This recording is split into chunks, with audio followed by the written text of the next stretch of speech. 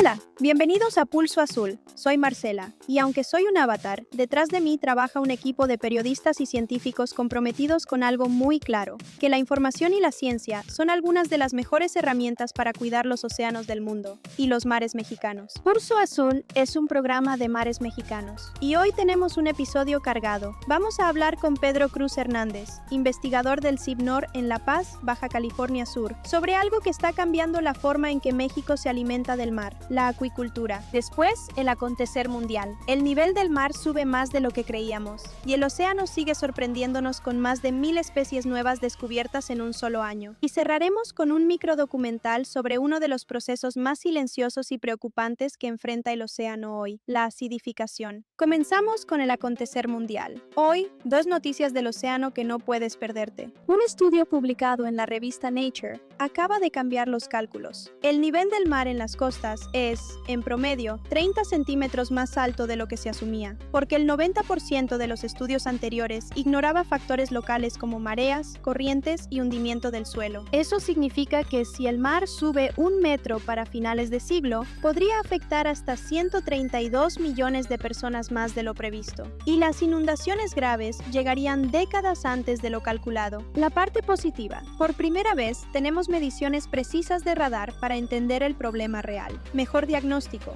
mejores decisiones. La ciencia nos está dando las herramientas. Ahora toca usarlas. Se cree que existen hasta 2 millones de especies en el océano. Hemos descubierto apenas 250,000. El océano sigue siendo el gran misterio del presente. Y eso, paradójicamente, es una noticia increíble. ¿Sabías que en La Paz, Baja California Sur, el mar no solo es paisaje, es laboratorio, es granja y es futuro? Las pesquerías del mundo llegaron a su límite. Ya no podemos seguir sacándole al mar sin consecuencias. Por eso la acuicultura, el cultivo controlado de organismos marinos, se ha convertido en una de las apuestas más importantes para alimentar al planeta sin agotarlo. Y en México hay científicos trabajando exactamente en eso. Pedro, ¿qué tal? Bienvenido. Por favor, dinos dónde trabajas y cuál es tu línea de investigación. Mi nombre es Pedro Cruz Hernández, soy investigador del programa de acuicultura en el Centro de Investigaciones Biológicas del Noroeste, en La Paz, Baja California Sur. Pedro, para quienes nunca han oído hablar de acuicultura, ¿de qué estamos hablando exactamente y por qué es tan importante hoy? Y la acuicultura es una actividad que llegó para quedarse. Es una actividad productiva en el sentido de que las pesquerías llegaron a un tope, un máximo. No le podemos seguir sacando al mar, sino al contrario, ahora hay que retribuir. Y es un tanto lo que ha ocurrido con muchos recursos terrestres que el humano logró domesticar. Hablamos de los ganados vacunos, las aves, y en el caso particular pues del mar estamos hablando de peces, moluscos, crustáceos, algas principalmente. Entonces la idea es obtener el recurso del mar, lo que le llamamos los padres, los reproductores, y en laboratorio producir y cerrar el ciclo de cultivo en el laboratorio para de esta manera pues tener organismos que se van a estar sumando a una producción. Y en Baja California Sur hay especies muy particulares, muy nuestras. ¿Qué están haciendo en el CIBNOR para cultivarlas? Lo más relevante, y estamos ya en esa inmediatez trabajando con las especies nativas. Estamos hablando, por decir, aquí en Baja California Sur, tenemos especies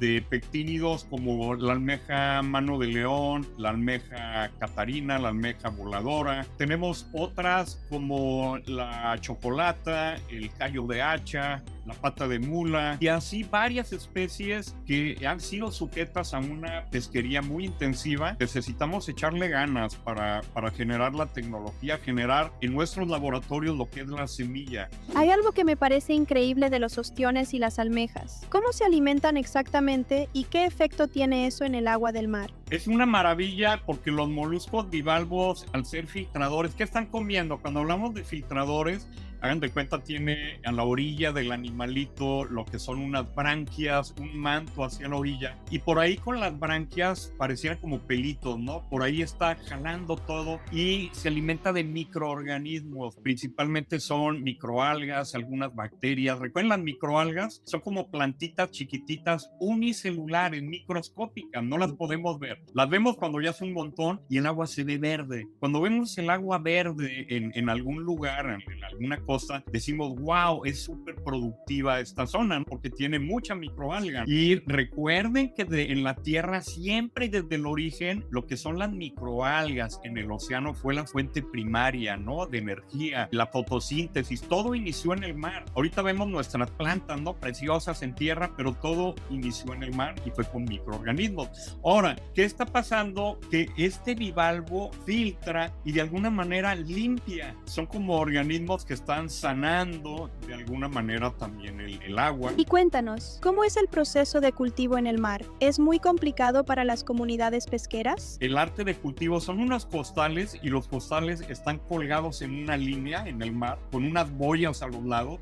Entonces viene la marea, sube y luego baja la marea, baja. Y entonces está haciendo esto siempre. Este movimiento hace que el ostión se vaya limando, se vaya redondeando. No es tecnificado porque lo haces todo con el mar, ¿no? O sea, el mar te está ayudando, la marea, los niveles del agua. Y lo más importante es que la gente conozca su sitio de cultivo. Como normalmente son pescadores, ellos saben, no, las mareas más fuertes son aquí. El lugar donde el agua está más verde, o sea, más productividad, más alimento, está en tal zona. Ellos, ese es su laboratorio. Es fabuloso trabajar con la gente en campo, porque no es que uno vaya a ir a enseñarles, al contrario, uno va a aprender mucho porque ellos saben de su sitio.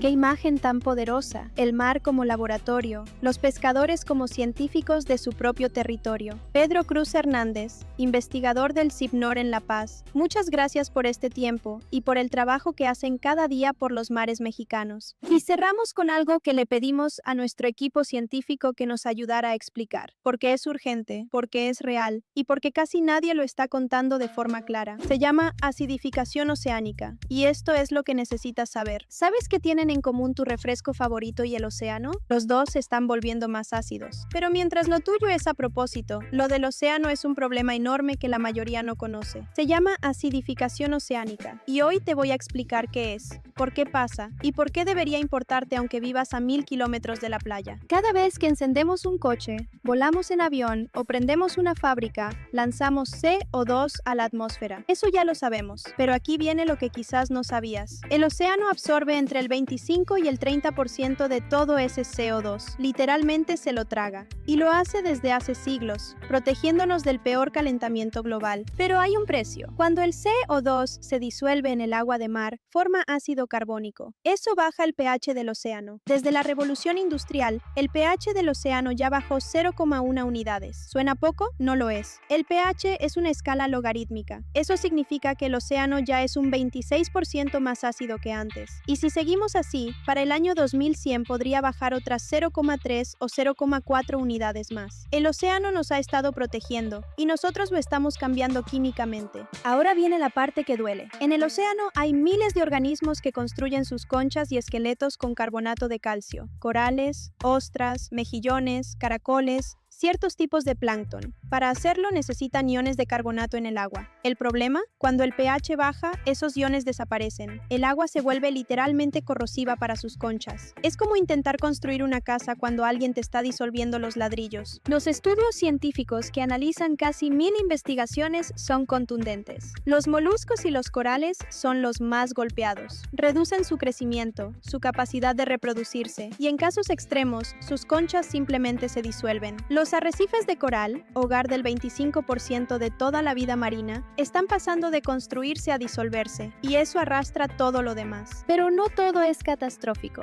Algunos organismos muestran capacidad de adaptación. Ciertas algas y crustáceos resisten mejor. La naturaleza busca salidas. El problema es que el cambio está ocurriendo demasiado rápido para que la evolución lo siga. Aquí es donde esto deja de ser solo un problema del océano. Más de 1000 millones de personas en el mundo dependen del mar como principal fuente de proteínas. Millones de familias viven de la pesca y la acuicultura. La acuicultura de ostras, mejillones y vieiras ya está sintiendo el golpe. En zonas donde el agua es más ácida, las larvas simplemente no sobreviven. Granjas enteras han perdido cosechas completas. Y hay algo más. La acidificación afecta al plancton microscópico, ese que produce más de la mitad del oxígeno que respiramos. Sí, cada 2 respiradas, una viene del mar. No es solo comida, es el aire que respiramos. Es la economía de comunidades costeras costeras. Es salud pública y afecta más a quienes menos recursos tienen para adaptarse. La ciencia es clara, no hay solución mágica, pero sí hay camino. Lo más importante es reducir emisiones de CO2. Sin eso, ninguna otra medida alcanza. Las soluciones que solo enfrían el clima sin bajar el CO2 no detienen la acidificación. El problema químico sigue igual. Mientras tanto, los científicos trabajan en acuicultura más resistente, seleccionando especies que toleran mejor los cambios. Se monitorea el pH